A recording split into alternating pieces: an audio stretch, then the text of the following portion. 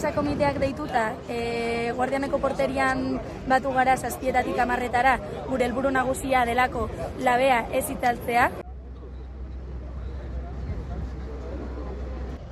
Berez, 8:00 industriako teknikariak, inspekzioko teknikariak eta osalaneko teknikariak etorriko ziren modu kontrolatu hori ikuskatzeko edo behintzat zeukaten plana ezagutzeko, eta jakin izan dugu 8:00 enpresa alde bakarrekotasunez hasi dela langilei aginduak ematen, Guardianeko langilei aginduak ematen, zuzenean prozesu hori has esaten oraindik teknikari horiek barruan egon gabe eta komitearekin harremana egin gabe.